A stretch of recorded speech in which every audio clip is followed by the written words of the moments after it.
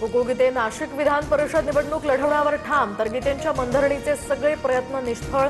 कौल माझ्या बाजूने, माघार घेतल्यास मतदारांचा घात होईल, गीतेंची भूमिका. नाशिक विधान परिषदेचे महायुतीचे उमेदवार नरेंद्र दराडेंनी मुख्यमंत्र्यांची भेट घेतली. दरम्यान मंत्रालयामध्ये दोन्ही नेत्यांची भेट. नाशकात गोकुळ गीतेंच्या बंडखोरीमुळे महायुतीमध्ये तिढा.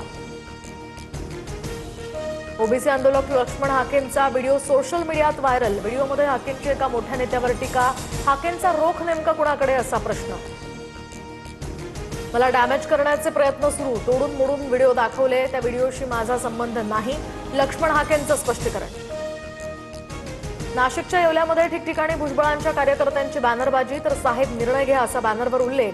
राजेंद्र जैन यांना राज्यसभेची उमेदवारी दिल्यामुळे भुजबळांचे कार्यकर्ते नाराज. राष्ट्रवादी प्रवेशाच्या चर्चांना नवनीत राणांचा पूर्णविराम. मी भाजपची प्रामाणिक निष्ठावान कार्यकर्ती, पदासाठी विचारधारा बदलणार नाही, नवनीत राणांची पोस्ट.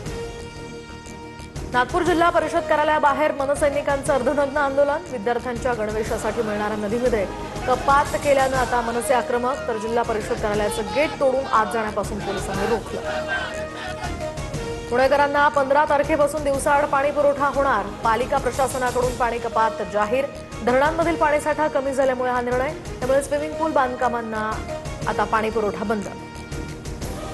कोकण, मध्य महाराष्ट्रामध्ये मान्सूनची आगेकूच, तर पुढील 2 ते 3 दिवसात राज्यात आणखी काही भागात मान्सून दाखल होणार. कोकणला पावसाचं येलो अलर्ट. विजांच्या कडकडाटासह पावसाचा अंदाज. मुंबईच्या घाटकोपर, विक्रोळी परिसरामध्ये पावसाची हजेरी. अचानक आलेल्या पावसामुळे नागरिकांची तारांबळ. उकाड्यापासून नागरिकांना मोठा दिलासा.